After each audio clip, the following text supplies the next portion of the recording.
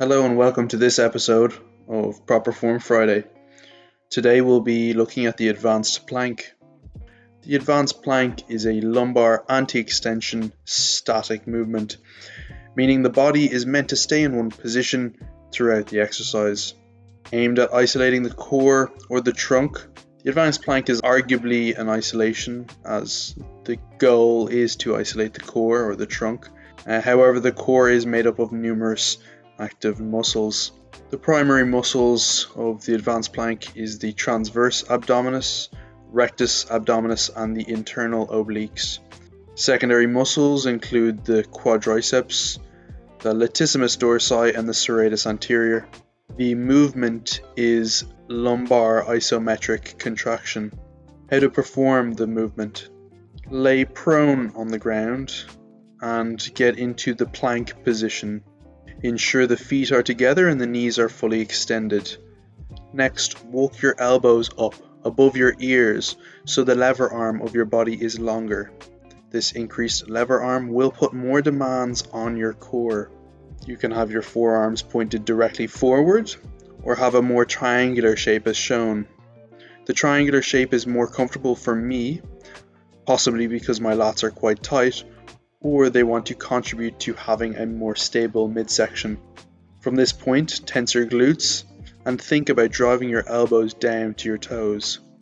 The goal of these cues are to create as much tension going through the core as possible.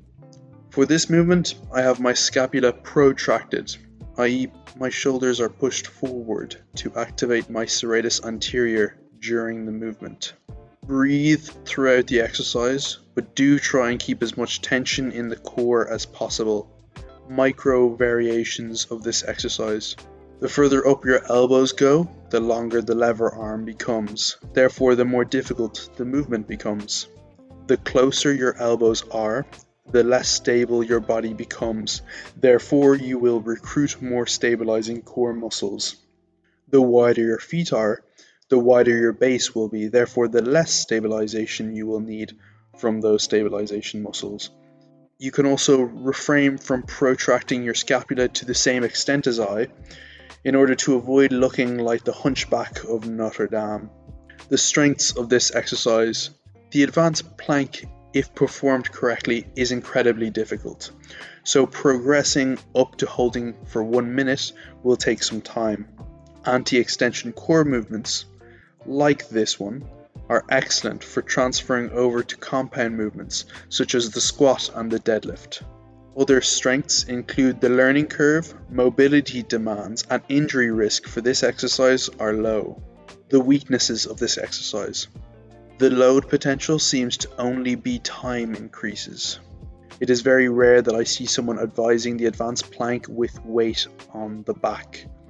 I've yet to try it myself, so I am currently unsure of the possibility of safely loading the advanced plank. Therefore, I do not recommend it as of yet.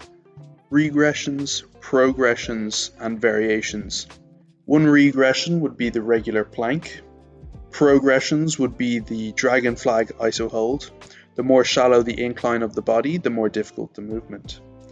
And a variation would be the ab wheel rollout, which is excellent as it is a dynamic anti-extension exercise, meaning there is movement involved. Thank you very much for watching, and I hope you have a really good day.